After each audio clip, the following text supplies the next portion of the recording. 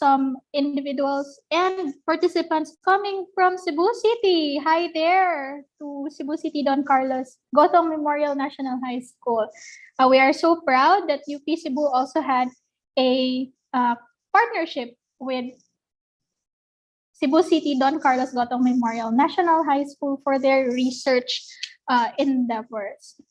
We would also like to say hi to all of the participants from NCR. We have some participants from Las Piñas and also participants from Davao del Norte. Hi there in Tagum City.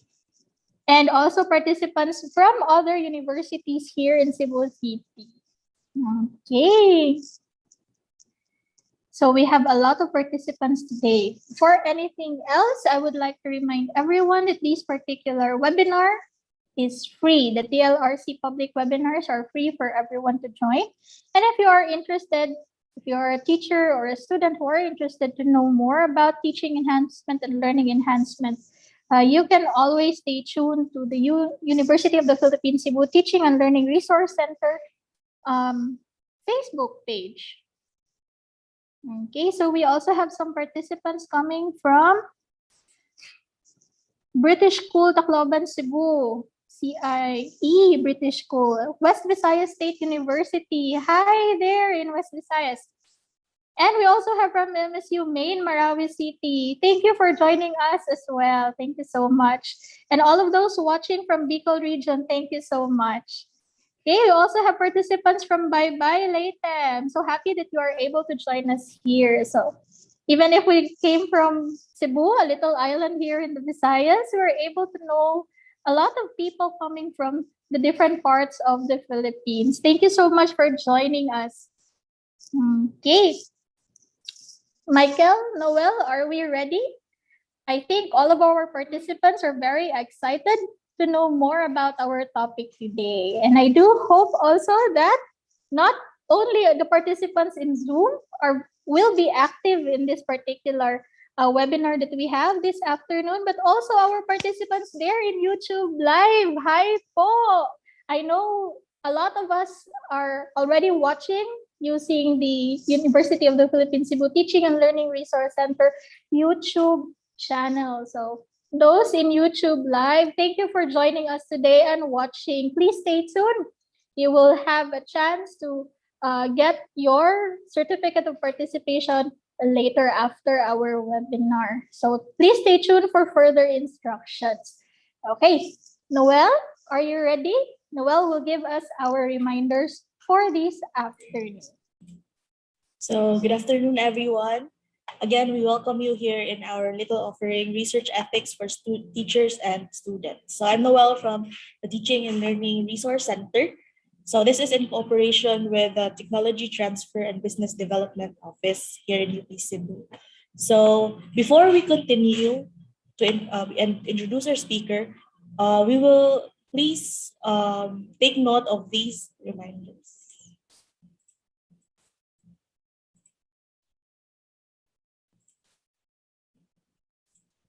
So here are our webinar reminders. So this webinar will be recorded.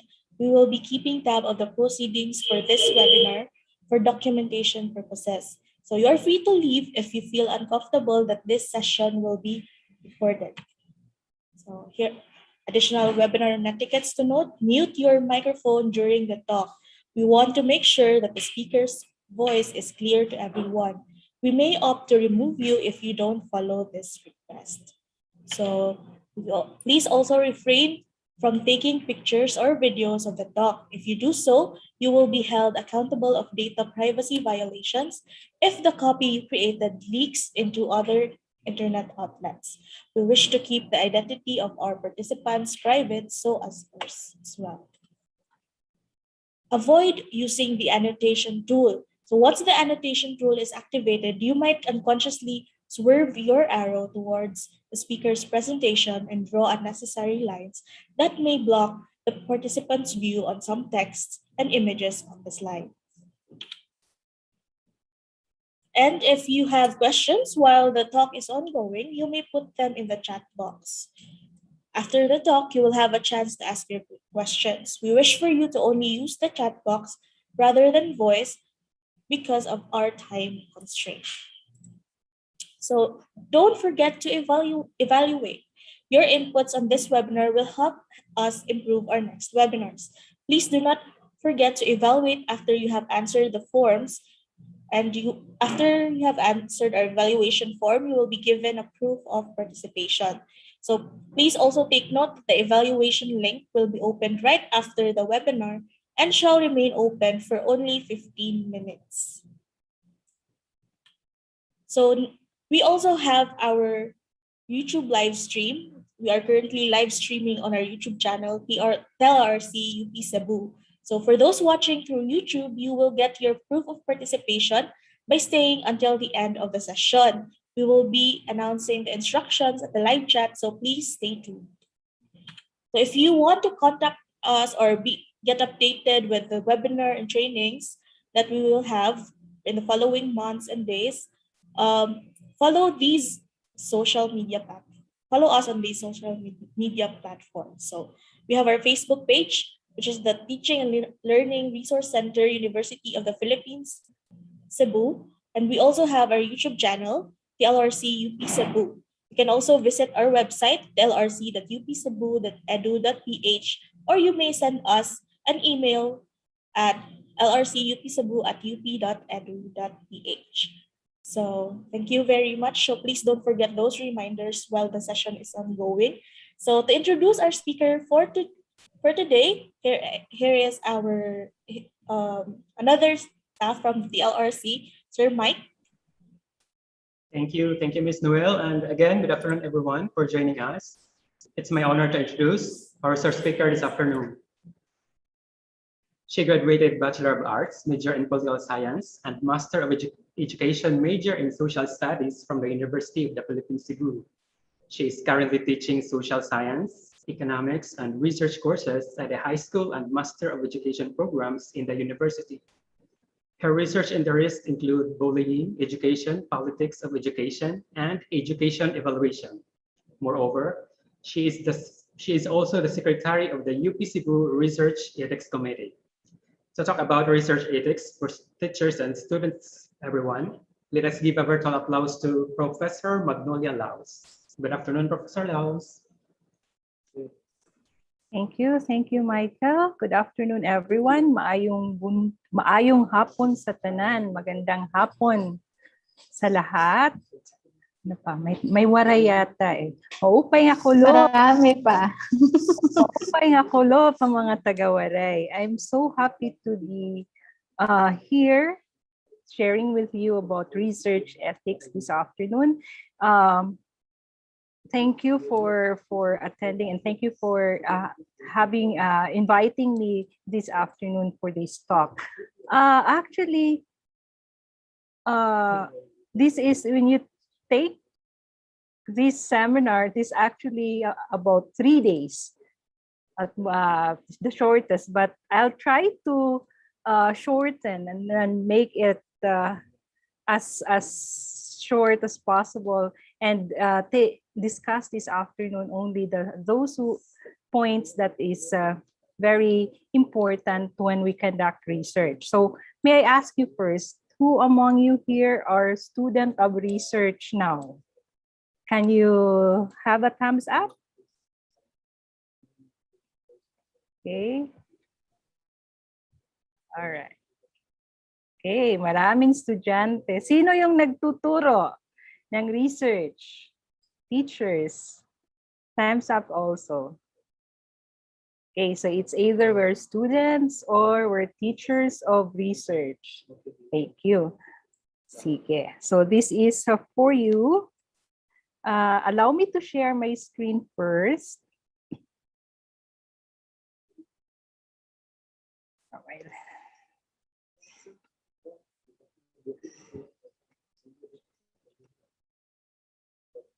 Okay. Is my screen okay? Affirmative nakikita po. Salamat. Okay rin ang audio ko, Jer? Yes po. Okay po. Maraming salamat. Okay. So I'll be talking to you about ethics in research this afternoon. This is actually very important, especially now that almost all universities are into research already. So research is very much important, especially now that we are in pandemic. So if without research, we could not have the vaccine. No?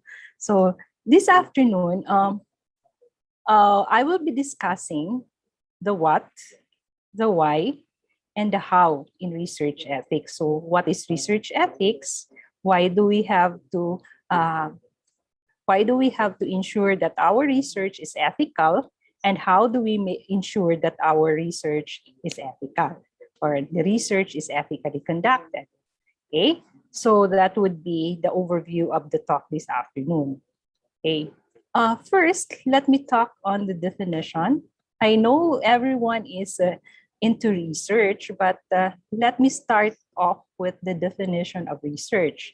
So research is basically an activity that inquires into a particular topic or area of interest which aims to develop or contribute to a generalizable knowledge, including theories, principles, and relationship, or any accumulation of the information using scientific methods, observation, inference, and analysis. So generally, when we talk about research, it's the search for new knowledge that could be generalized um, into something that either it's a theory, principle, or relationship. What is many of us already conducted research in in our own ways. No, but basically, when we talk about ethics in research, this has particular emphasis in the conduct of research, especially if it involves human participation. So according to WHO, research with human beings or human participation includes any social science, biomedical, or epidemiological activity that entails systematic collection or analysis of data with the intent to generate new knowledge which human beings are exposed. So, exposed to manipulation, intervention, observation, or other interaction with investigators, either directly or through alteration of their environment, or they become individually identifiable through investigators' collection, preparation, or the use of biological material or medical or other records. So when we speak about research ethics focused on research that involved participation of human beings. Basically because the belief is that human beings need to be protected. They have the rights. And when we conduct research, research participants should be respected as a human person. So yun. Okay, so when ethics, by definition, is a system of accepted beliefs that control our behavior. So ito yung sinasabi nating moral behavior. So in research, if ethics is applied in research, it's a framework applying broad ethical principles to the responsible conduct of research and to the use of any outcome resulting from the research. So when we talk about ethics in research, it's not only in the collection of data, but it starts even before you start conducting or implementing your research, as well as in the dissemination or publication of your data or research results. Okay, so it focuses on the research participants. Okay, so your participants are the human person. So later on, may mga exempted no sa research ethics, but if your research involves human participation, human subject, you have to follow the ethical standards in conducting research. So in doing ethical researches, okay, you also consider the community and the environment. Okay? So yun po.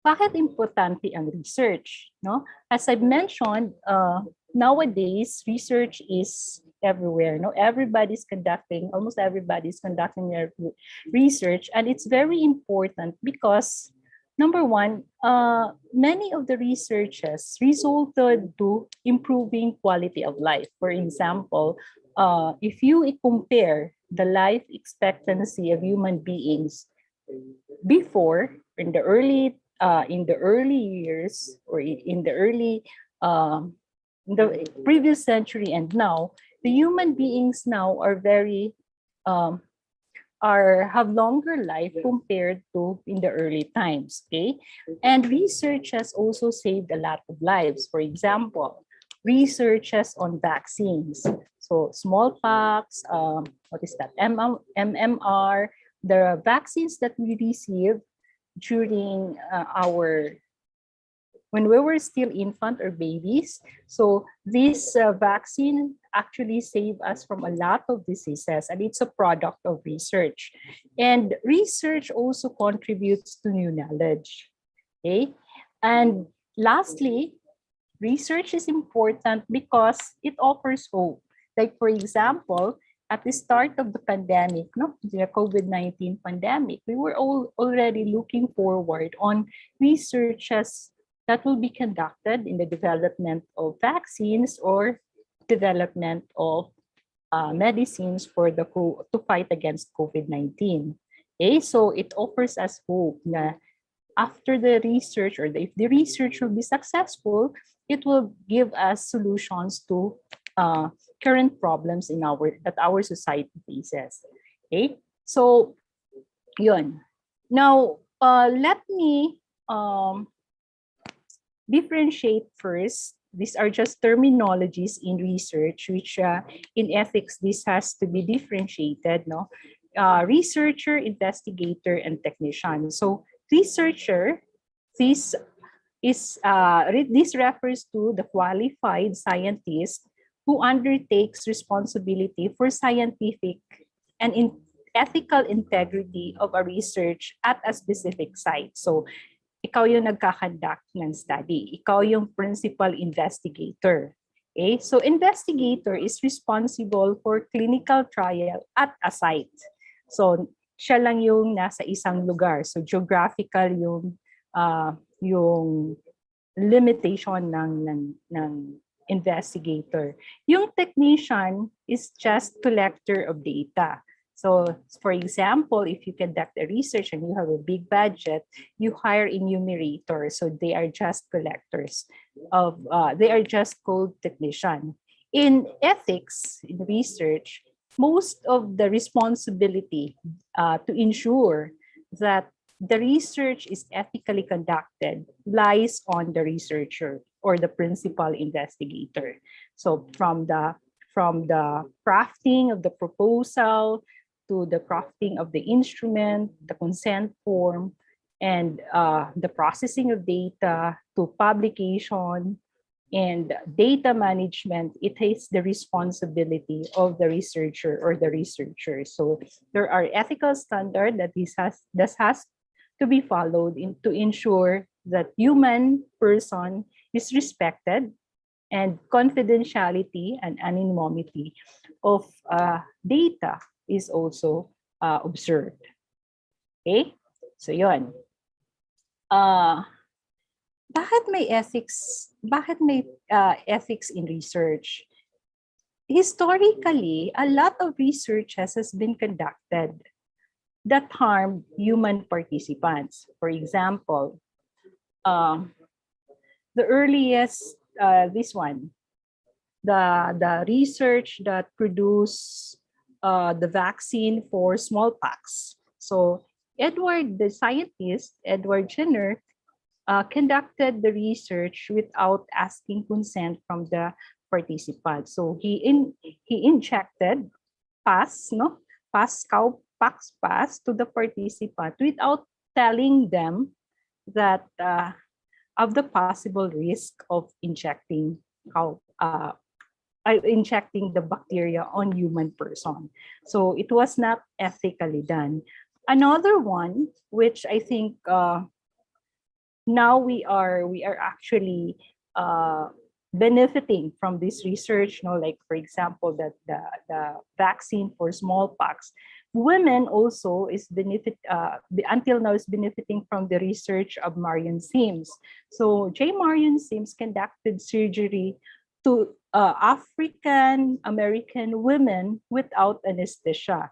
So it was a series of experiment being conducted. He conducted among the African American slave women um, to test the fistula, no, that's kind of instrument that the women gynecologists use to examine the vagina of women. So it is now being used by doctors, but when it was developed, it was conducted among African American women without their consent, because Marion Sims believed that they at that time they were not so conscious about their rights, because they considered the African women as slaves, or they're deprived of rights because they're slaves, no. So there are a lot of researches pa na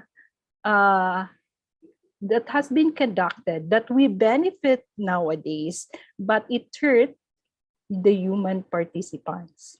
Like I think we in the Philippines, for example, during the uh, Philippine American War, the yellow fever experiment was conducted here in the Philippines as an extension of the Cuba experiment. They exposed soldiers to the yellow fever mosquitoes, no? So there was this soldier that was infected with yellow fever, tapos nagpakagat siya ng mosquito, and without telling the soldiers that they were part of the experiment. Another is the Tuskegee clinical syphilis study. It was done from 1932 to 1970. The scientists had trials, no, on both healthy and those with infected with syphilis. And what made the research unethical, because at that time there was already penicillin was already discovered as cure of syphilis, but the researcher prevented his human participants with syphilis from taking penicillin as cure.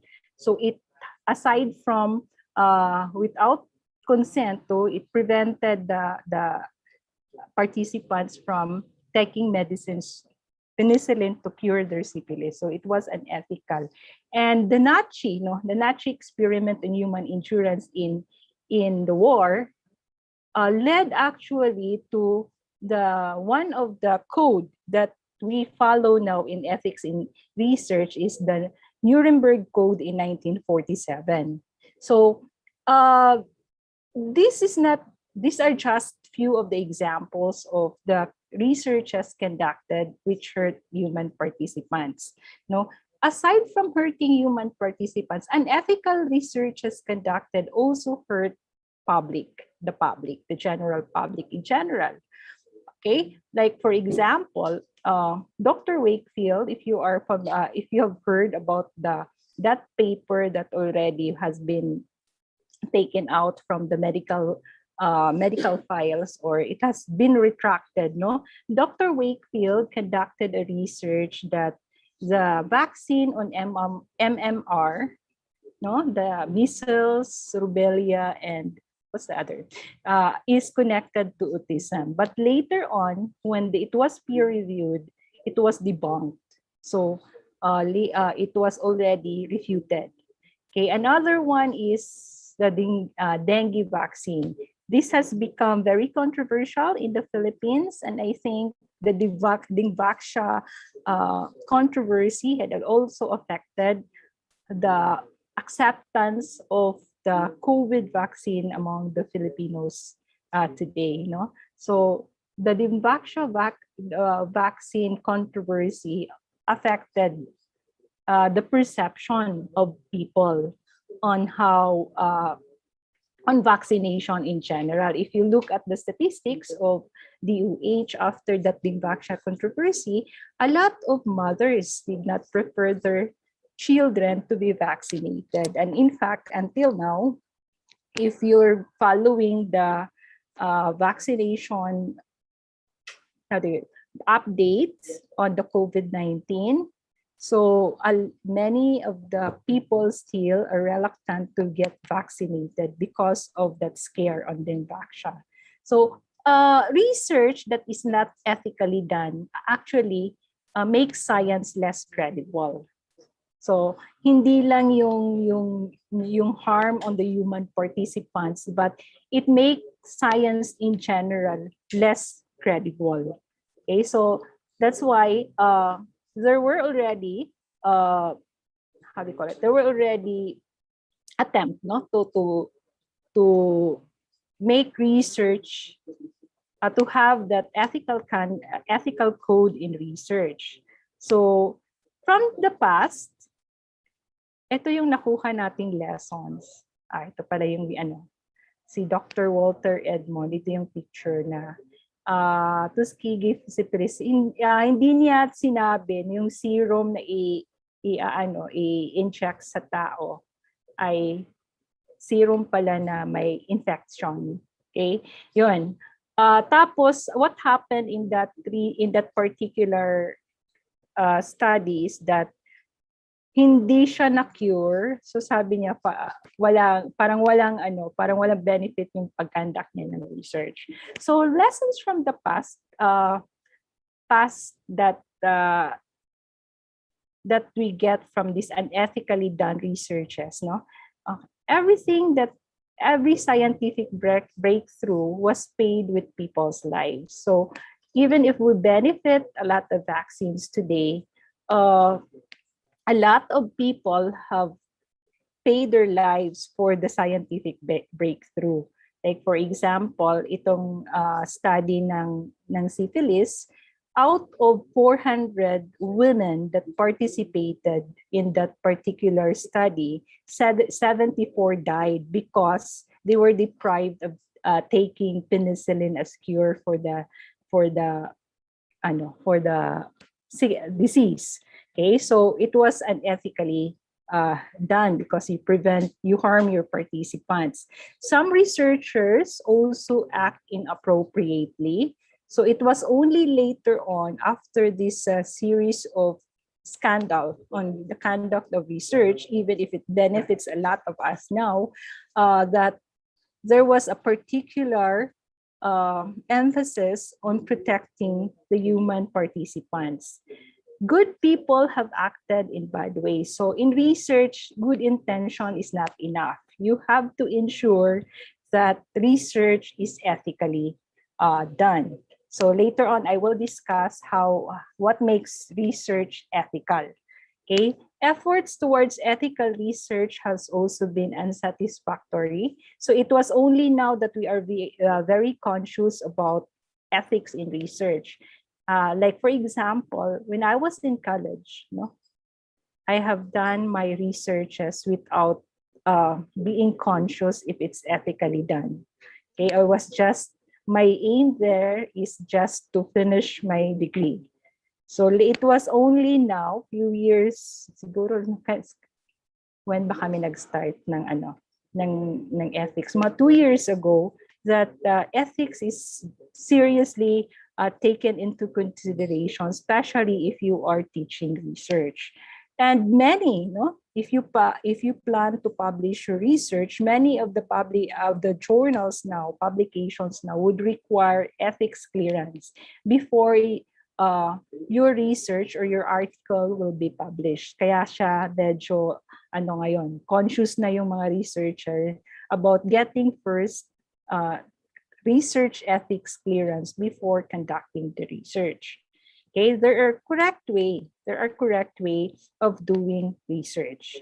Okay, so these are the efforts made to promote ethics in research. Okay, so it was actually in starting in 12th century, but uh, it was the Nuremberg Code in 1947 as a product, as a result of the Nazi experiment. Uh, it was the first serious document on ethics, research ethics. Now we refer to the following documents when we ensure or we refer to ethics in research. We have the Helensky 1964 Declaration, which is amended in 2013. You also have, as a guide, the UN Declaration for Human Rights, which emphasizes there that all human beings have civil, political, social, and economic rights. Okay, so we have the Belmont Report in 1975.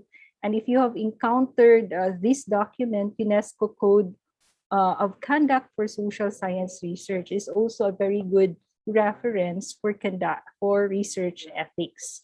Okay, so yun. We have this document as our backup. So why we have to emphasize on conducting ethical researches. Okay. Now, why is it important that research is conducted ethically? Well, there's no other reason, but it's the right thing to do. Okay, it's the right thing to do. As researchers, we have the responsibility to protect our human subjects. Okay, we have to protect our research participants because they are human beings. They have life. Okay, and it provides advocate. Okay, research ethics also provides advocate for research participants. Like for example, if a human our respondents have very bad experience from the previous researcher, most likely it would hurt or it would affect how they will receive the future researchers. Okay, and human subjects or human participants have the rights, safety, and well-being are the most important consideration and should prevail over the interest in science and society. So if your interest is to, let's say, for example, you wanted to discover cure for a particular disease, but in the event or in the process of discovering that particular cure, it would hurt your human subject. What would prevail, even if it's needed, what would prevail is the safety of your human subject over the interest of science and society. Okay, then ethical research also promotes credibility, trust, and accountability because research is only ethical, no, if it is scientifically done or scientifically sound. Okay, so no research is ethical if we did not follow the scientific process. Okay, it also reduces liabilities, wasted time, and resources if you follow the guidelines and conducting research, ethical researches. Okay, because like for example, nowadays, most of the universities, if you are working as faculty of the university, you have to publish. If during the conduct of your research, you did not follow ethical processes, that article or research you conducted may not be published because of the lack of ethical clearance. Okay, so unethically done researches are useless, harmful, worthless to useful or helpful or worthy. So in other words, even if it could be, the humanity can benefit from it, but it was not ethically done. Okay, it is not beneficial ultimately to the community or to the society. All right. These are the components of an ethical research. So as researchers and as teachers of research, no, research for ethical research is for social value or for the good of the person.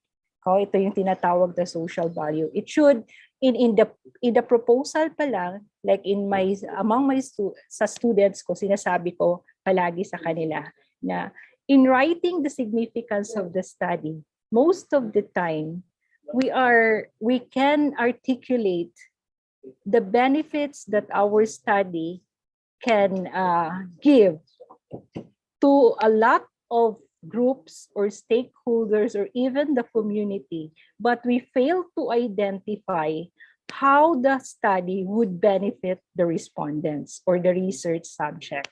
Because the significance of the study in an ethically done research should identify first how your research respondents would benefit from your research. So number one statement yan talaga yan sa significance of the study. This study would benefit the respondents in blah, blah, blah. Dapat nakalagay doon para hindi makakalimutan ng researcher na above all, dapat ang magbe-benefit sa particular study are the respondents or the subject of the research bago pa yung iba. Dapat lang yun naman. Sila naman yung naging participant ng research. Then, second component of an ethical research, it has to be scientifically done. So we all know what the characteristic of scientific study, no? Scientifically done study. It has to be replicable. It has to be, ano pa ba yun?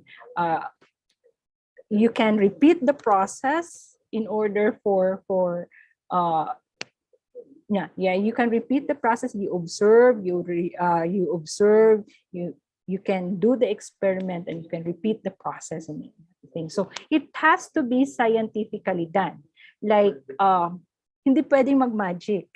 Okay? Even in the let's say in the selection of the participants, we have, as researchers, ethical researchers should see to it that justice as a principle in the selection of the participants is observed. So, dapat sa informed consent, ini-state yan. Ano yung exclusivity clause mo or inclusivity clause in the selection of the participant. Kasi baka may group of people that would benefit from your research pero hindi mo na consider as part of your research. So dapat tinitingnan yung principle of justice even in the selection of the participants. So yun yung part ng sinasabi natin scientific soundness. Now, I've mentioned earlier that for research to be scientifically sound, to be ethical, it has to be scientifically sound first. So no research is ethical if the methodology is faulty, no? Kung mali yung methodology, automatic unethical na siya. Pero kahit tama yung methodology mo, tama yung pag-design, tama yung sampling, tama yung statistical treatment na gagamitin, tama yung instrument, no? Pero hindi mo kinonsider yung pagkuha ng informed consent first that makes your research unethical. So not all scientifically done researches are ethical. Okay? So dapat scientific muna before ethical. Okay, so researchers should also be competent.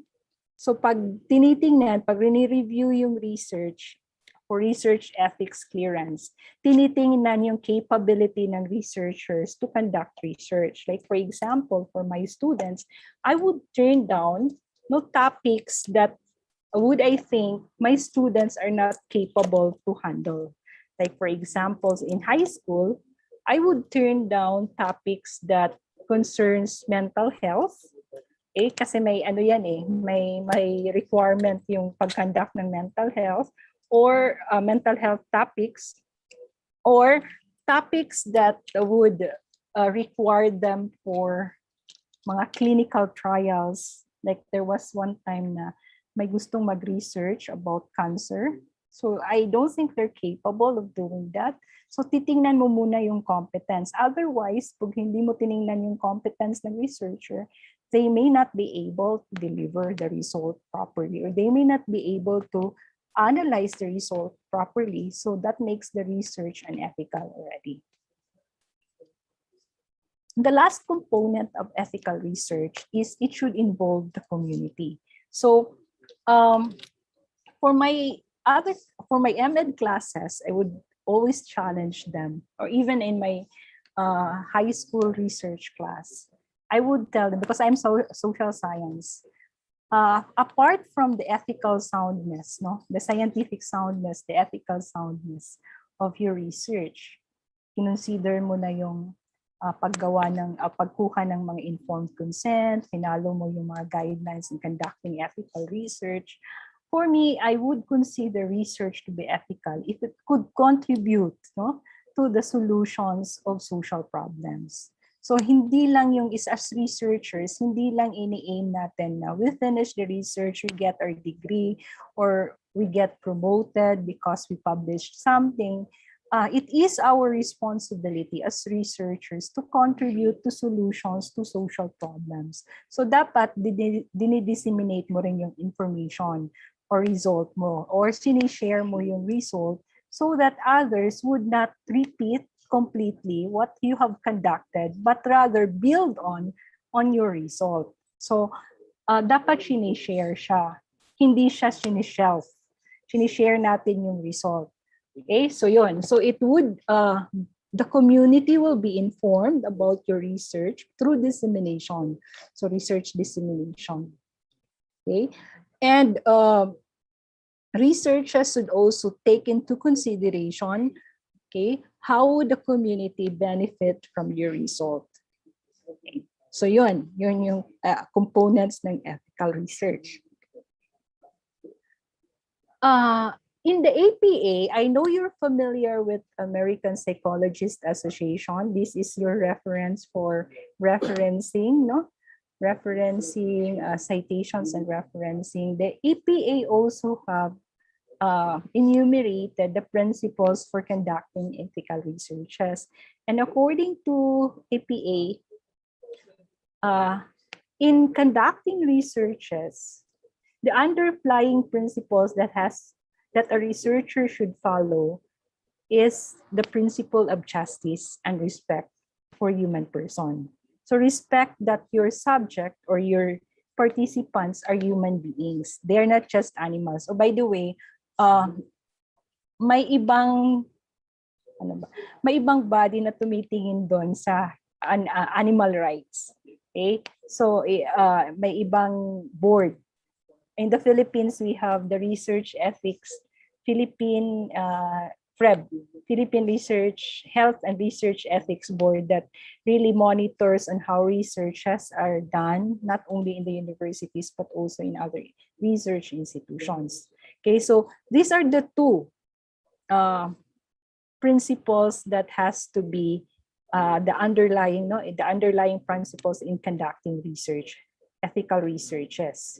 Okay, so ethical researchers regarded the participants as person with inherent dignity. So dapat tinitingnan mo yung kahit person with deprived of liberties, yung mga prisoner, kung yun yung participants mo, you still have to consider them as person, as human being with dignity. So hindi pwedeng maapreso lang naman kayo, hindi na lang ako kukuha ng informed consent.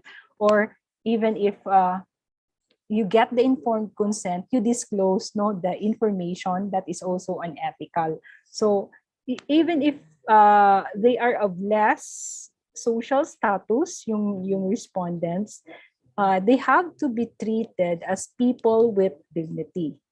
Okay, these are the four guide in treating your human participants with dignity.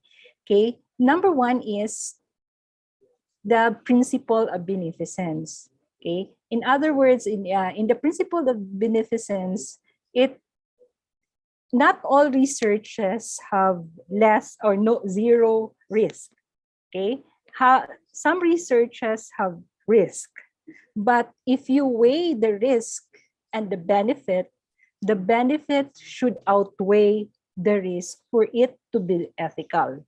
So if there are risks, what you usually do is, how do we mitigate that the risk is minimal? Okay? May mga ways yan na tinitingnan in order to mitigate the risk involved in conducting researches. Second is the principle of non-maleficence. Yung sinasabi nating do no harm. The number one, palaging isa sa isip ng researcher na as researcher, we have responsibility not to harm our participants in any ways.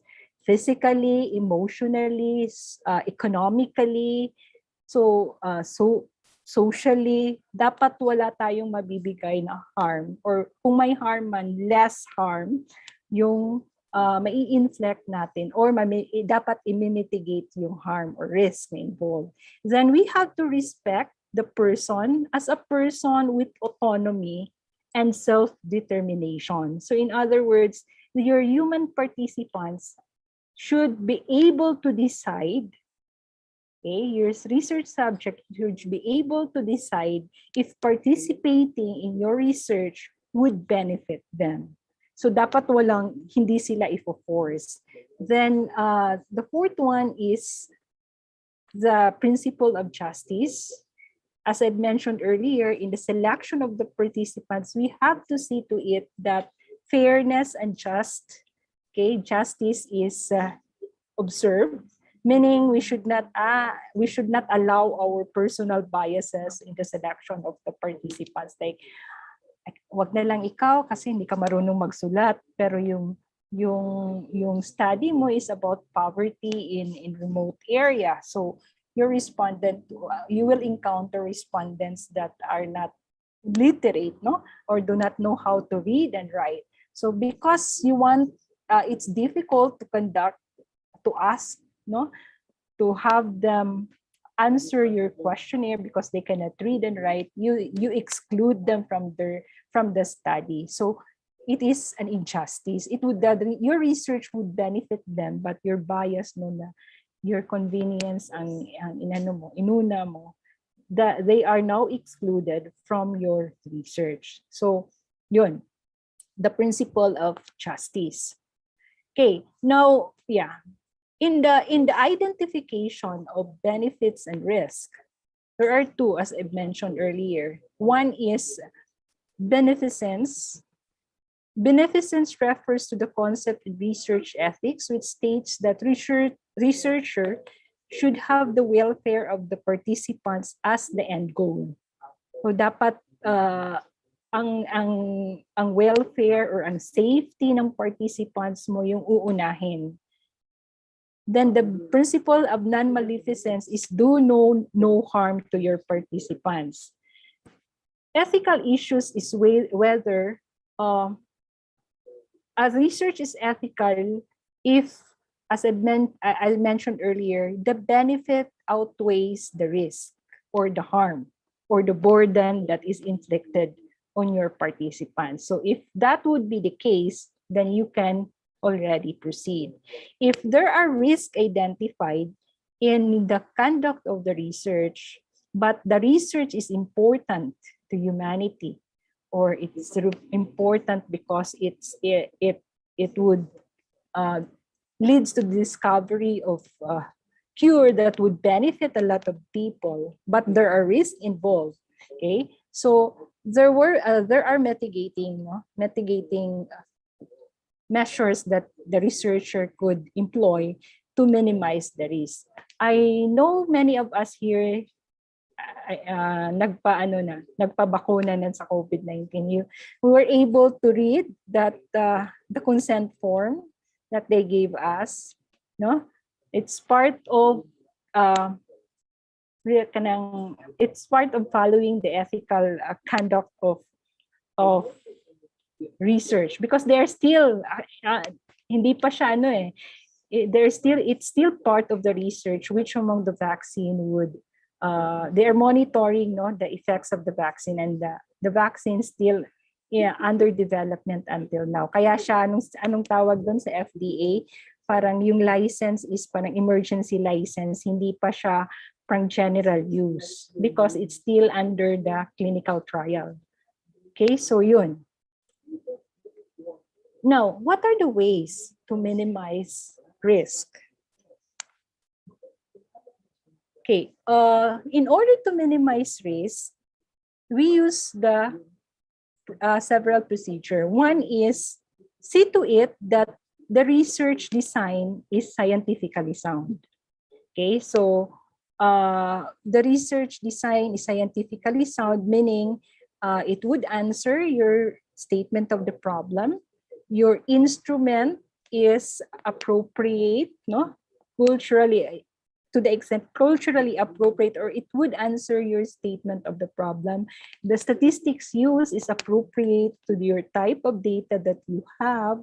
Tapos yung research environment mo ay you choose it not following a scientific system, including the sampling procedures. Okay, so do not unnecessarily expose participants to risk. So if there is no need for the participant to try, if fire, let's say for example, ang gusto nilang malaman kung tumawid ba sila ay masasagasaan, that is unnecessary risk, So there is no need for the participants to go through that, to test it, para lang ma-prove mo na ilan bang nasasagasaan sa highway na to. So that is very unethical. Okay, so another one is we perform when appropriate, already perform for diagnosis and treatment. So like for example, yung experiment on syphilis, there was already an available cure for syphilis, but the scientist or the researcher prevented his participants from acquiring the cure and taking the cure in order for his experiment to be finished. So as researchers, if we encounter this and we have already, let's say, may cure na, it's our responsibility to offer, the participants the cure, especially if we are conducting mga clinical trial or mga researches related to medicines, rather. Okay? Now, risk must be reasonable in relationship to anticipated benefit. Okay? So, dapat yung harm or risk involved in conducting the research must be reasonable to the benefit that the research would result to the participants, or give the participants. It is also the importance of knowledge that may reasonably be expected to the result, as a result of the research, must also be bigger, or mas heavy. Kung ititimbang mo, mas heavy pa rin, mas malaki pa rin yung makukuhang knowledge, yung knowledge na makukuha mo sa research and conducting research compared to the risk involved. So, yun. Dapat reasonable yung risk involved. Then, ethical principles means that researchers should, these are the ways already, how to make your research ethical.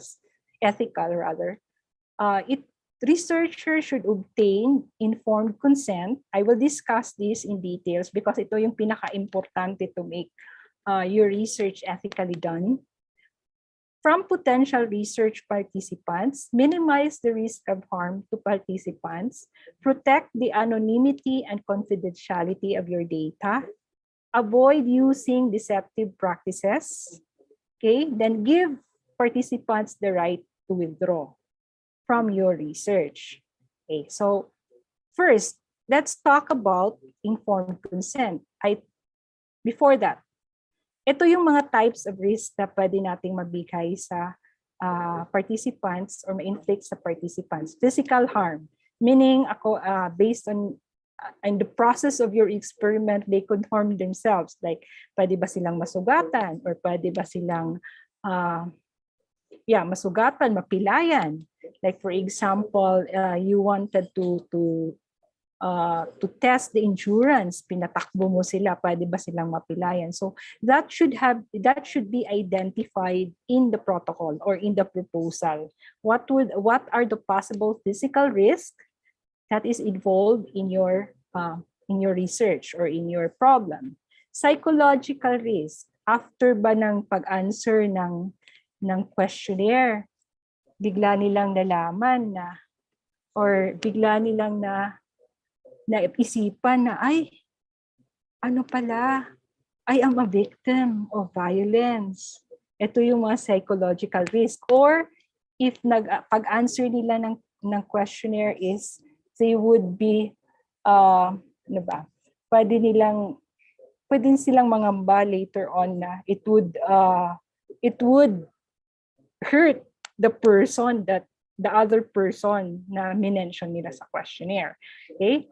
So ako as a teacher, no, in research, I would discourage my students to conduct research on anxiety, depression, because mataas yung standard in terms of minimizing the risk. There is a high risk that while you ask your respondents to answer your questionnaire, baka by answering the questionnaire, they would realize na, ay, depressed na pala ako. So it would give them psychological harm. So I really discourage my students to conduct research on anxiety and depression, or even in drugs. Very careful ako in terms of allowing my students to take on topics on drugs, because it would expose your respondents or even the researchers themselves, especially young researchers, so some topics that are very sensitive. Okay, social harm, for example, researches on relationship of women, of husband and wife, tapos may questionnaire ka na later on ma-realize ng wife na, ay, ano pala, dinideprive pala ako ng partner ko ng some of my social rights or economic rights. Then it would result later to conflict in the family, no? It's a social harm. Ang economic harm, example of this is that in the conduct of your research, let's say, for example, you want to assess a certain work organization, no, or certain organization that it would harm in the process of the assessment. Nag-evaluate ka sa boss niya, tapos the boss will get angry to the respondent.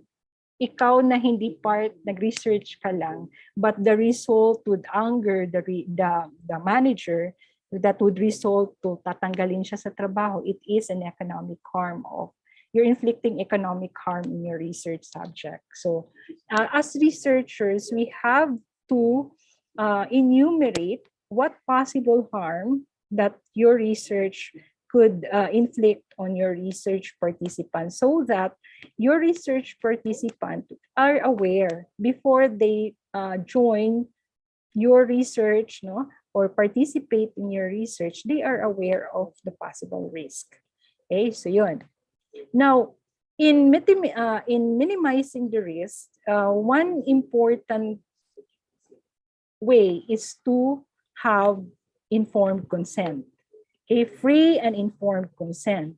So it's not your introductory part of the research instrument where you say, dear respondents, I am so and so, I am conducting a study on blah, blah, blah, blah, blah, blah, for you state a purpose. So it's not the same.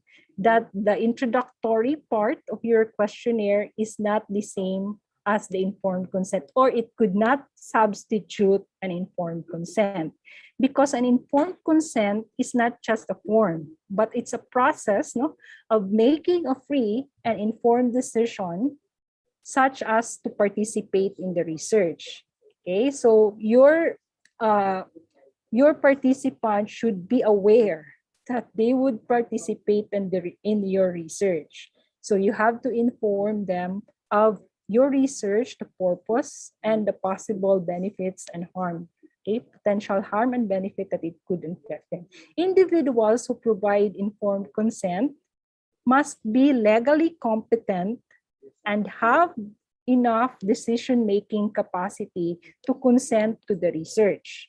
So, yun tong sinasabi natin na respect on the human person must have an autonomy, no, to decide what is best for him or for her before participating in that in your research.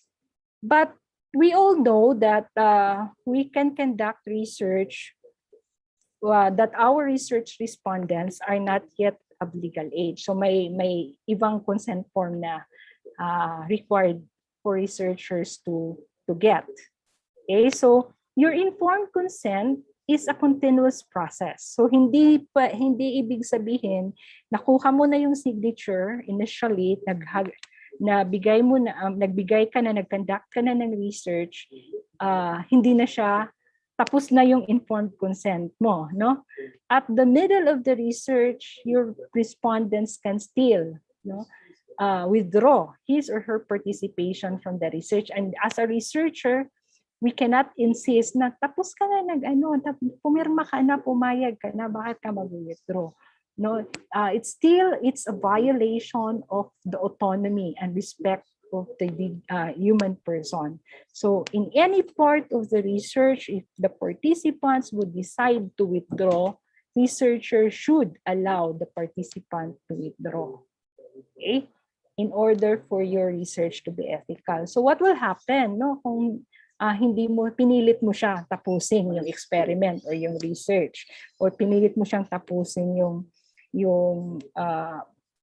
yung instrument mo, tapusin niya i-answer yung instrument mo, it would also affect the quality of data that you will get. So maybe because napilitan na lang siya, you cannot get the authentic data compared to the data that you will get if the participants voluntarily offer to answer your instrument or voluntarily offer the information to you.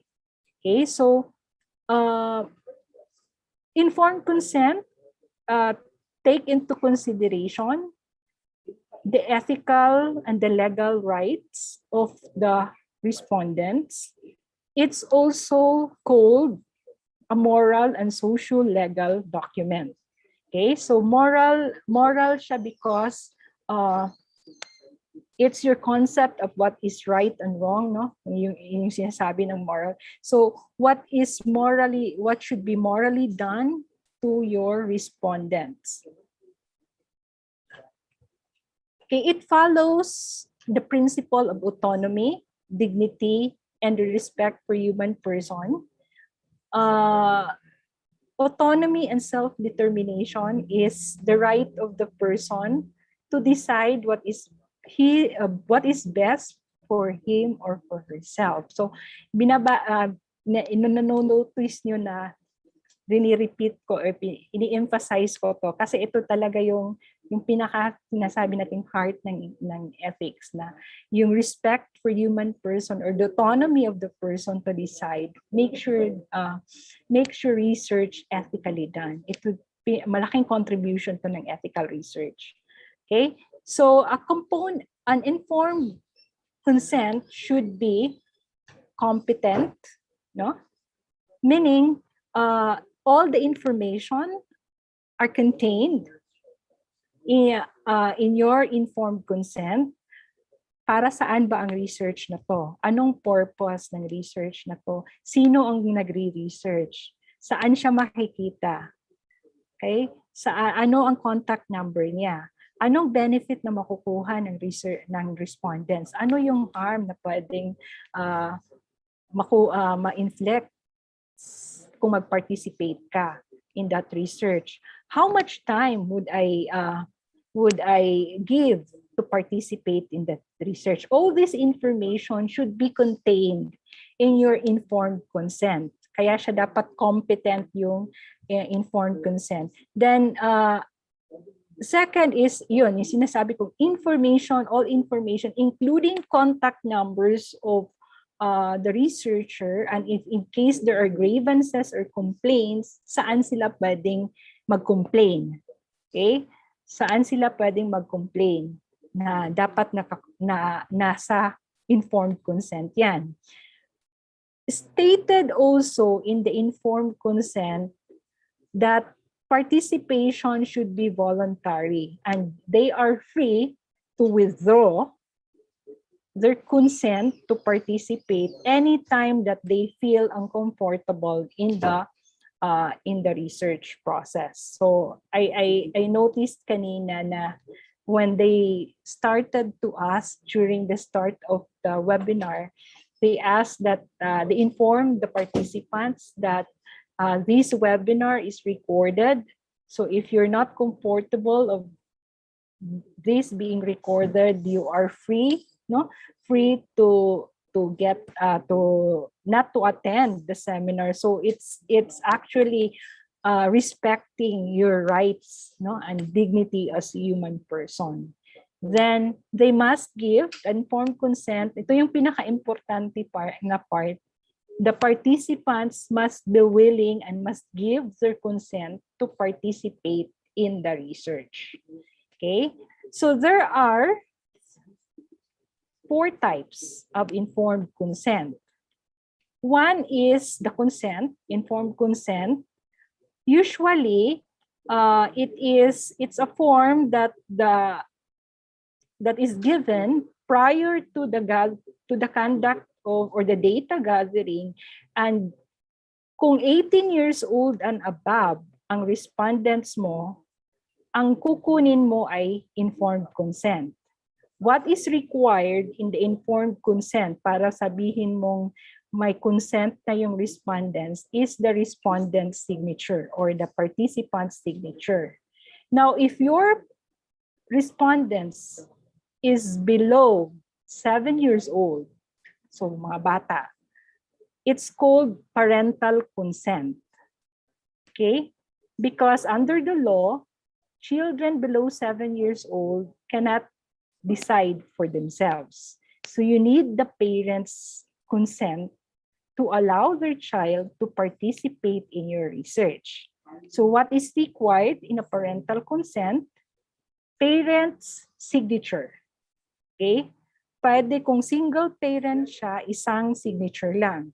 Pero kung both mother and father are still alive and present, both signatures are required kasi baka yung mother nag-allow, yung father ay hindi nag-allow sa bata na mag-participate. Okay, magiging away yan. Or other way around, yung father nag-allow, yung mother ayaw. So it is always safe to get both signature of the parents and get a witness. Okay? Dapat may witness na yung bata ay nag-consent, okay, pumayag na sumali sa research. Okay, you don't need to get the signature of this child, but you have to get the verbal consent of the child. So you have to have a witness, okay, na may consent. Now, if the respondent is 7 years old to 17 years old, it is called assent. Okay, in the assent, it's parents or parent signature and the respondent signature are required. So dapat yung signature ng participant at yung signature ng parent or parents ay dapat naka-affix doon sa form or yung informed ay yung assent. Okay? So hindi pwedeng parent signature lang. Hindi rin pwedeng respondent signature lang. Dapat both. Now, the fourth type of informed consent is verbal consent. There are times na pumayag na yung participants, the opportunity for you to gather your data is there, but hindi mo na prepare yung form where they can affix their signature, but pumayag na siya, hindi naman siya finorce, no, to participate, but voluntarily, he or she gave her consent to participate in your research, but unfortunately, you were not able to bring the informed consent form, you can also get the verbal consent. What is important is you explain first to the research respondents, possible research respondent, what the research is all about, what is the objective of the research, what are the possible risks and the benefits that they can get, and what is the procedure that they will have to undertake in the process of your research. Ini-explain muna before getting the consent of your respondents. If you, after explanation of the informed consent, pumayag sila, you have to get a witness to corroborate your statement later na pumayag siya. Hindi pwedeng walang witness. Hindi pwedeng ikaw lang, tapos later on mo sasabihin mo na, pumayag sila. No. Even if you record it, pero walang witness, it cannot be a valid informed, a verbal consent. Hindi siya valid informed consent. You have to get a witness because if later on, they would challenge your result, sabihin nila na, ay, pinilit lang kami din, magkakaso siya, mayroon kang support, mayroon kang witness na they were not forced or coerced to participate in your research. Okay, so yun. All researches involving human participation should get informed consent. Either of the, ito yung verbal consent is not recommended to researchers. Either of the three, no? Kung below 7 years old, parental consent. Kung above 18 and above, that's informed consent. Then assent if below 17 and 7 to 17 years old. So yun. So all researches that involve human participation must get an informed consent from their participants before conducting the research or before gathering the data. Walang exemption yan. Walang exemption. Hindi pwedeng, wala namang harm. Okay, wala namang harm or minimal risk naman or no, minimal to no harm. So hindi pwede. We still have to get their informed consent. Okay? Okay, so an informed consent means that the participants should understand that they are taking part in the research. That's why I mentioned that the consent is a continuing process. In the middle of the research, mayroon silang hindi naintindihan. Then the researcher should explain again to the participant. Okay, and it requires the participant should also understand what is required of them to participate in the research. Like for example, how many hours would it take them to answer your question? Or how many hours would it take them to participate in your human experiment? So, or what are they required to do in participating in your experiment? Like for example, kailangan ba nilang tumakbo? Or kailangan ba nilang pumasok sa isang, sa isang lugar? So they have to be aware of the procedure, no, of your research. Researchers should provide detailed information about the potential risk and benefits associated with the research, as well as the probability, magnitude, and potential harm associated with each risk.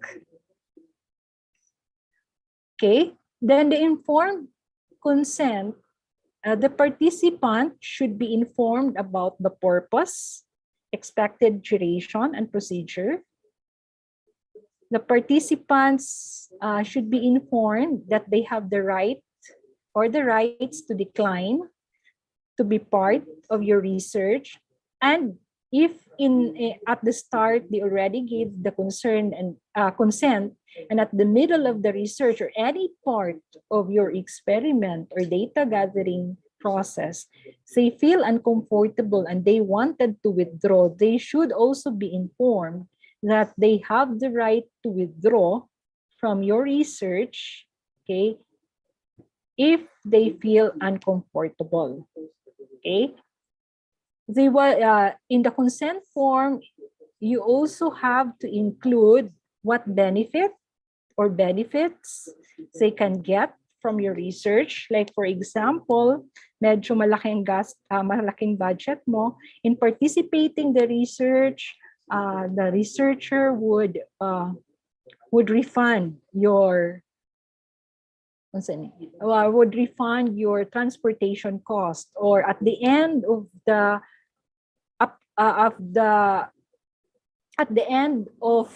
the experiment, the participants will be given a token. Kung mayroong bibigay na ganon, it should be part of the informed consent. Okay, the incentives and the benefits.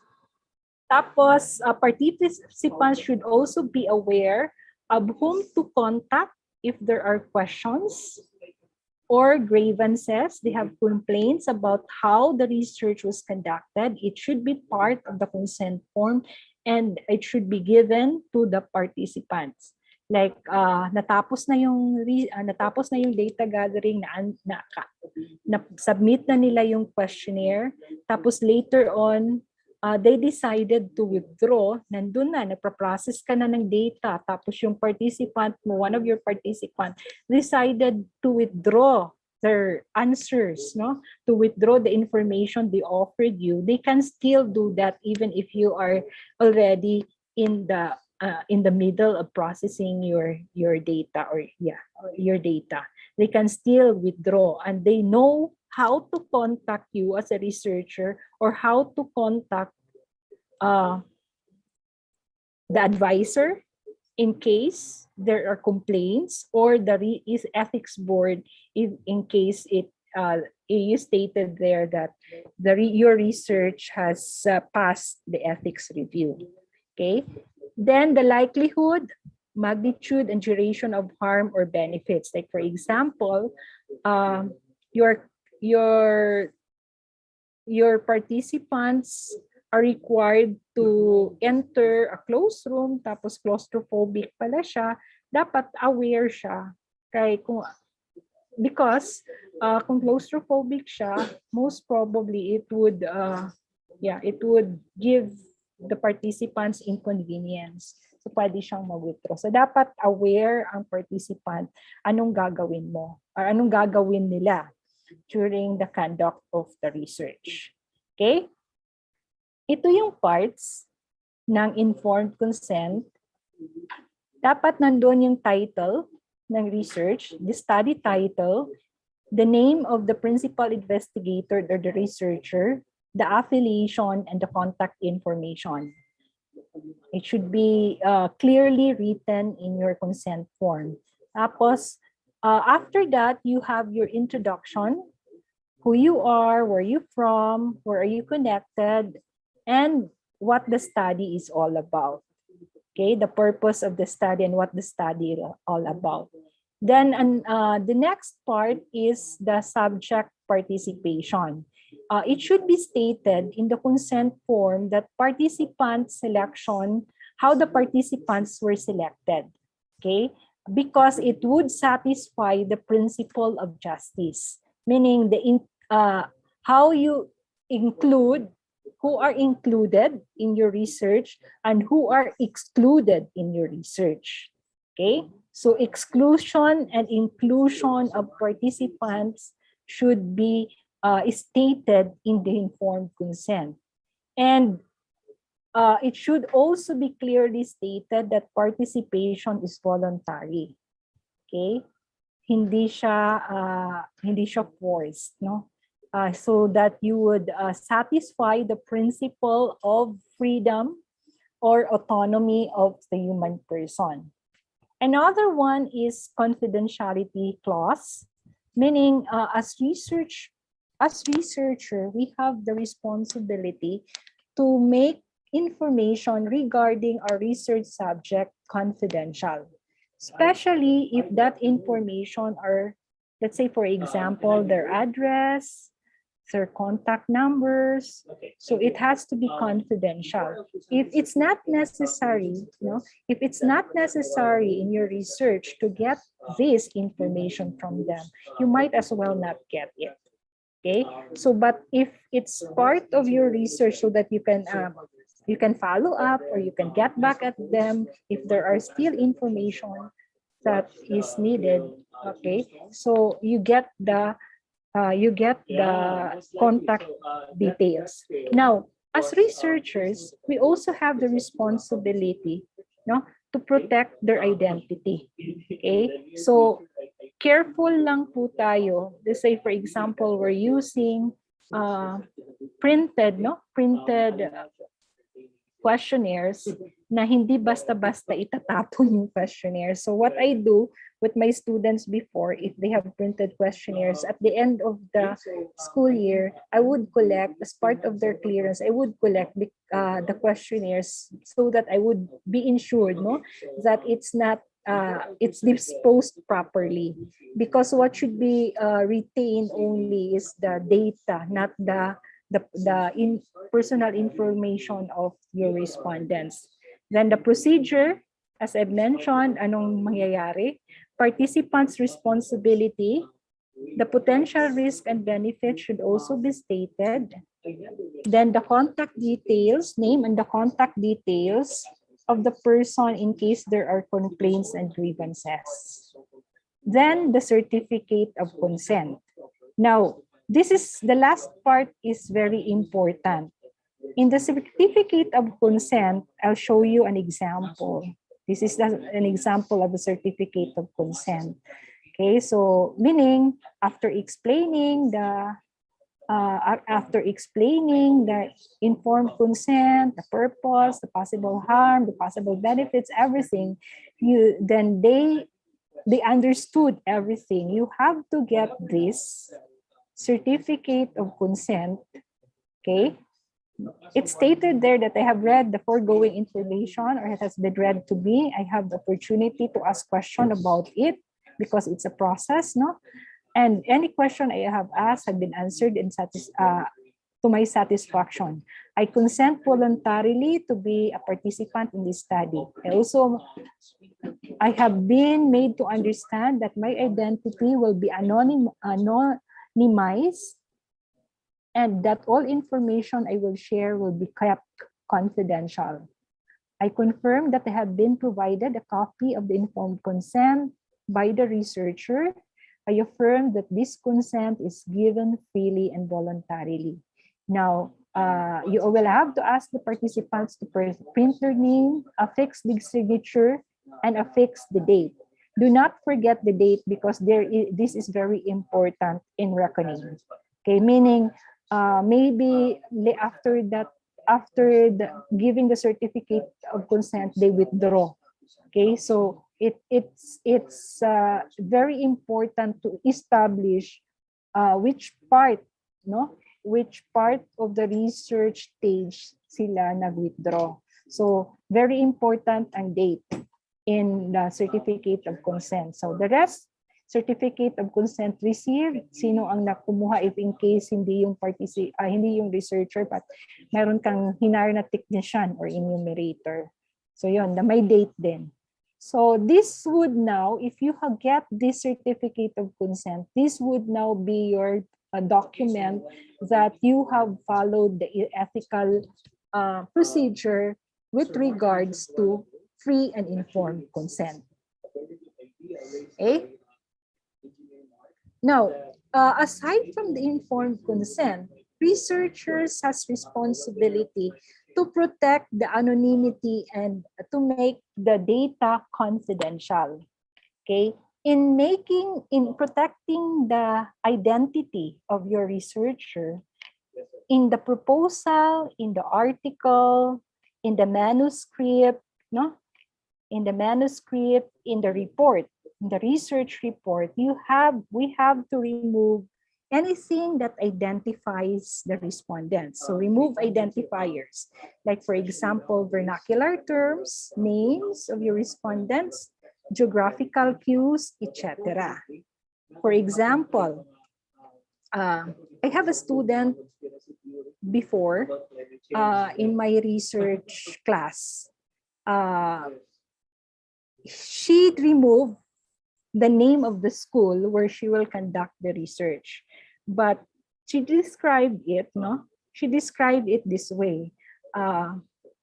This research will be conducted in one of the public, in a public high school in Barangay Blanc. Let's say, for example, in Barangay Mabolo. Okay, so that is still not ethical, because you can conclude, or you can reduce, no, that there is only one public high school in that barangay. So it would still identify the school where the research is conducted. So, okay, so we have to remove the identifiers. Or another example of identifiers. In the presentation of your data, one of your respondent is the oldest woman in that organization. So you'll say, the oldest participant, okay, the oldest participant said. So, sino lang sinong pinakamatanda? You did not name the participant, but you had an identifier. Okay, so yun, you have to see to it that identifiers are removed. We don't even now include location map in the proposal or in the manuscript. Provide proxies in the write-up if you have names. Okay, you give nicknames or proxies, or in the processing of data, instead of putting the names of the respondents, you give them codes. Like, let's say, number, respondent number 1, respondent number 2. So if it's not necessary in your process data to give, to put identifiers, it's the safest that you give them, you give your respondents codes. Okay, it says in case, ito yung part din to ng responsibility of the researcher. As I mentioned earlier, as researchers, we have the responsibility to share our data. But in sharing our data, remove the identifiers. Okay, you only share the result, but you don't share the information of the respondents. Okay, then aggregate data in tables in cases of small groups and characteristics of the respondents are identifiable. As I mentioned kanina kung age is an identifiable, you aggregate them so that hindi ma-associate yung data na yon sa person. Okay, then always ask permission to access data. Okay, permission to access data is necessary. For example, you want to access data regarding grades, their grades, because you want to associate how their performance, the academic performance, is associated with, say, for example, stress, and you want to get their age. So you have to ask permission. Okay, yun. So in the protocol or in the proposal as well, and the consent form, anonymity, how the researcher would protect the identity of the respondent should be clearly stated. Okay. Now, also another principle in doing ethical research is we avoid deceptive practices. Okay, covert researches, like for example, identity of the researcher or the purpose of the research is not known to the participants. Teachers, if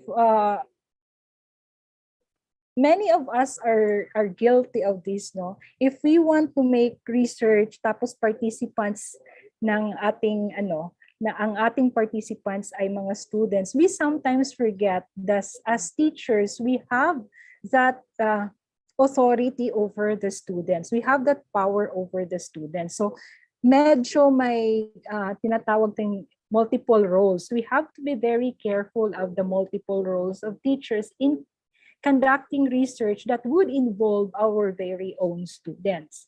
So if in case, because it's also encouraged that we conduct research in our own classroom, no? If in case we conduct research that our respondents are our own students, what is highly recommended is during the gathering of the data, you're not the one that that will gather the data. Rather, you hire another person. If it's not avoidable, no, it's not, you cannot get another person to conduct the research for you, to gather the data for you.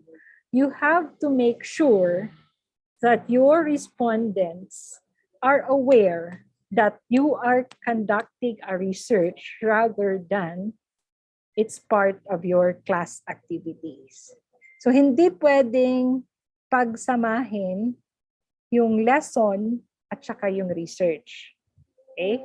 So even if you're conducting a research, the part siya ng, you're looking into how lessons are being conducted, or how a strategy, classroom strategy, effectiveness of a classroom strategy, it should be clear to your students na respondents din na what you're doing is not part of a class activity or graded class activity, but rather it is your research. Para mawala yung mga natawag nating deceptive practices na hindi nila alam participant pala sila sa research mo. Okay? Okay, or another example here, observing what users are doing in the internet chat room, observing individuals that are going about business, going shopping, work. These are deceptive practices in research. As much as possible, we should avoid this one, especially if we are taking videos or mga recordings. The participants or the people that you are recording should be aware that that particular process is being recorded, okay, in order for it to be ethical. Then the last one is the right to withdraw. Okay, the participants always has the right to withdraw from the research process at any stage of the research process. They should not be pressured or coerced in any way to try and stop them from withdrawing. Okay, so, and any time that they are uncomfortable at the start, middle, or at the end, or even after, okay, after the data gathering, they become uncomfortable, they still have the right to withdraw. Okay, okay, so yun. So what makes research a misconduct or unethical? Number one, you fabricate the data. As I mentioned earlier, research is ethical if it's scientifically sound. So data should be treated, okay, scientifically, and data should be collected following scientific procedure, including sampling. The right questionnaire should be appropriate to the type of research, and it should be appropriate to the type of respondents you have. Falsification of data or a result is also misconduct in research. And the third one is plagiarism. Okay, so even in the conduct of, let's say, for example, you borrowed or you adapted an instrument from a researcher, that particular instrument should be acknowledged, no? Acknowledge, or you have to ask permission first that you will use their instrument for your study, and you have to acknowledge or attribute that particular questionnaire to the original or the owner. So plagiarism is it's a very it's a crime. It's an academic crime that all researchers should not do, or should not we should avoid, because that is a research misconduct. Okay. All right, so that's it. So these are my sources for this presentation. Okay, so questions. Thank you very much. Thank you so much, Miss. Thank you so much, Professor Magnolia. So, if you have any questions, actually, there are a lot of questions coming in. Some of the questions are from our YouTube Live. By the way, our YouTube Live is currently streaming, and we have a lot of participants there, around 800 participants already in our YouTube Live. This is actually it's a very timely kind of webinar, because a lot of us, especially students and teachers, are now being asked to do researches and to make sure that our research is benefiting the right people, the right participants, and we're not harming individuals while doing our research. We should know more about research ethics, and that's the reason why we are here. Now, in the case of our vaccination, before we get vaccinated, we are given a paper of consent, so that we know that these vaccines are still yet in further development. And by agreeing to be vaccinated, we also agree that our data will be collected. Yes. So Part of the research, that's actually. exactly. And as you can see here in TLRC, we make sure that your rights are also protected in a way that we inform you ahead of time that this particular webinar is being recorded, and this webinar, you are being participants of this webinar. Also consent not to be part of this webinar by agreeing to stay. Okay, so By the way, yes I forgot, there are researchers that are exempted on ethics. If your research is concerned with data coming from government, government offices publish data, you don't have to get the ethics clearance, or it curriculum review, but you don't ask human participation, that is exempted already of ethics clearance, or mga prevalence study, like for example, in a community, how many get infected of COVID, but you don't need to identify, hindi na identify yung respondents. It doesn't need ethics clearance already. But the rest, if it involves human participation, it needs ethics clearance.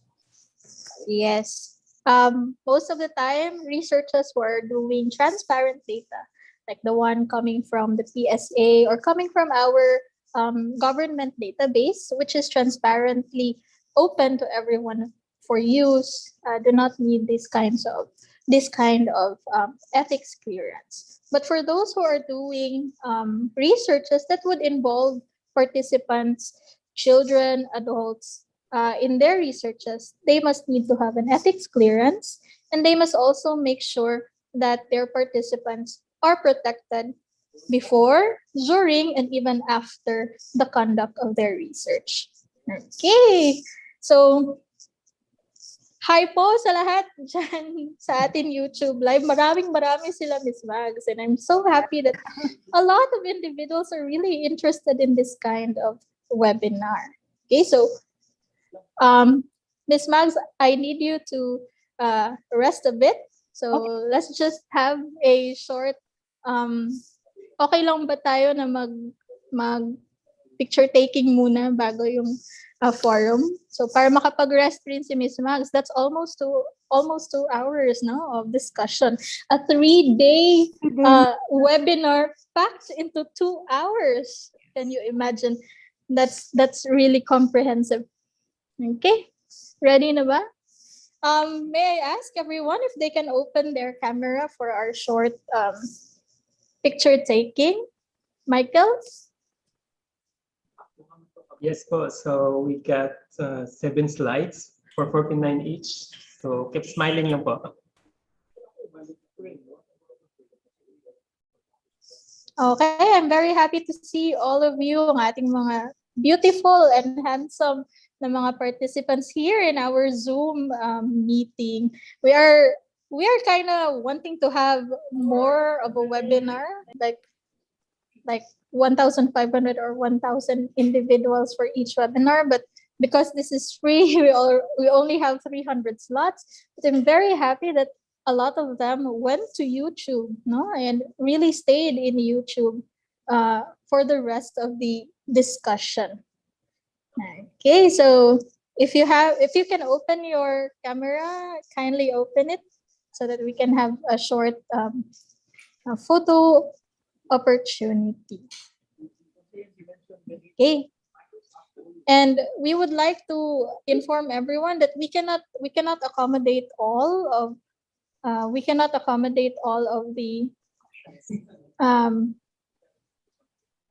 accommodate all of your questions. However, we will try as much as possible to answer most of them. Okay. Goods na tayo, Michael? So, Miss Mags, ready? Sure. Okay. I'll try. So the first question was, in this time of pandemic where data gathering is a challenge, usually questionnaires are administered via online forms. In this case, is it okay to exclude the study for those who cannot understand or read the language being used in the consent? So I think okay naman siguro exclude because the participant need to make sure that they understand whatever the study is. Am I right, Ms. Max? Depende sa topic. If your topic would if your problem would, let's say example ko kanina, it would let's say for example poverty, that educational attainment is a factor, no? It would, that's a limitation. That's a limitation already because maraming factor siya eh. Hindi lang yung being able to read and write, access to internet. So gagawin mo limitation siya. Pero dapat conscious tayo sa exclusive, yung sino ang dapat participant ng research mo, inclusivity and exclusivity. So if you need the data for those people who are not able to, who don't know how to read and write, wag na lang po kayong mag-Google Docs. Puntahan nyo na lang. If you need that data. Okay? Pero kung hindi naman, okay, yes, you can make it part of your limitation of your study. Kasi yung naggawa ka ng qualifier eh. Oo. Okay, so depende yon sa kung anong gusto mong mangyari sa study at kung anong data ang kailangan in the study. If need be, kailangan mong i-interview or maghanap ng ibang paraan para makuha ang data from these group of individuals who might be not able to write or might not be able to read. Okay, so one can be interview or focus group discussion for them. Okay, next question. Given the nature of action research, so siguro teacher tong ating isang participant dito, which classroom teachers can conduct a research study in his or her own class to address existing concern, there are ethics reviewers who consider this unethical because according to them, there is a perceived conflict of interest. Multiple roles. As part of a committee in research ethics, what is your take on action researches done in classroom? Can you suggest ways that researchers can address satisfactorily this impression of some ethics reviewers that doing research in the classroom to your own students is unethical? yun yung diniscuss ko kanina about multiple roles. We have to be very careful if we're teachers about our multiple roles. So we have to be very clear to our students that in the conduct of that particular, let's say for example, you're testing a strategy or a module.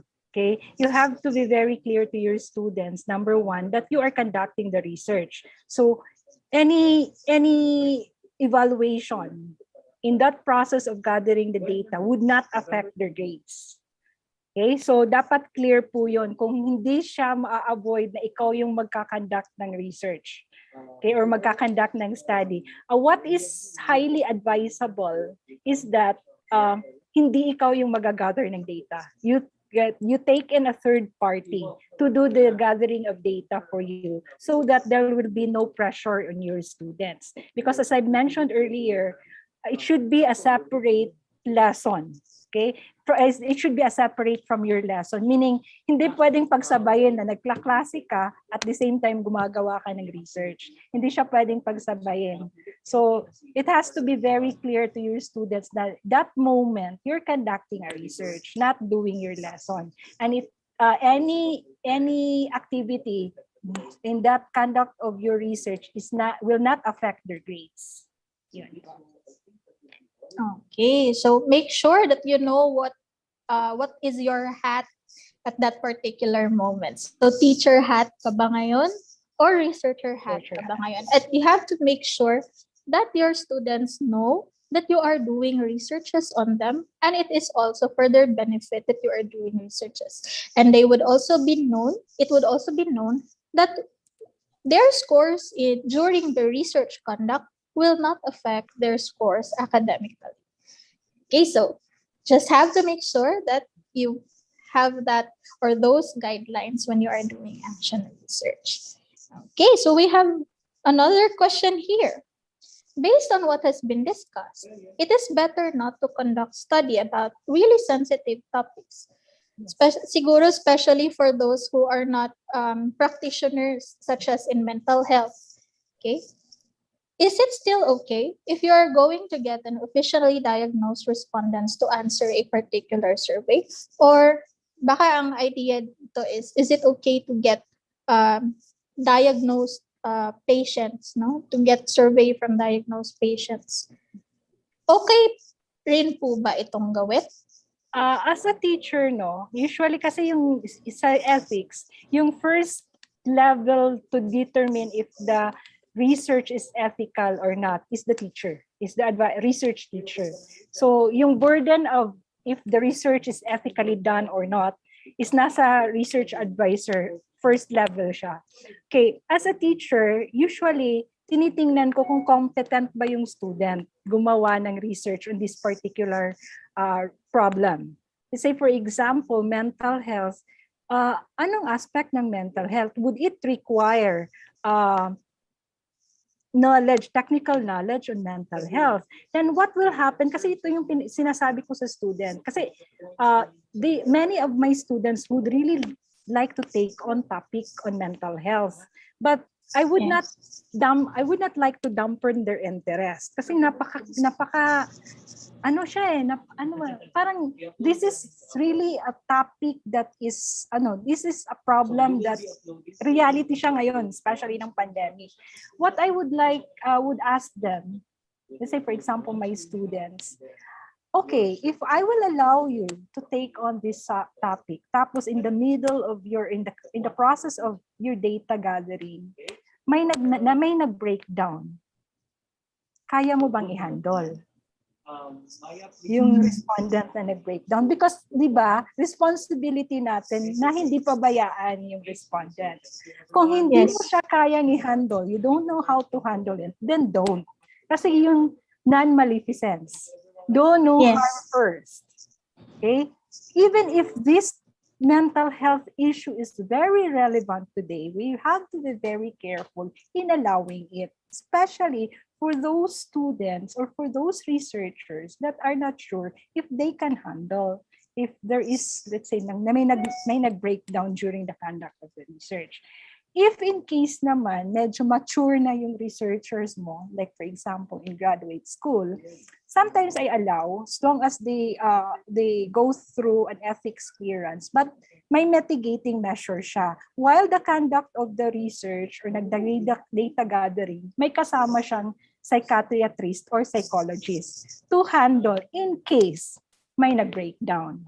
Kasi yung responsibility natin hindi nag-i-end kung natapos nating i-gather yung data. Diba? As a researcher, that is an ethical research. It should not end while hindi lang to get the data yung responsibility natin as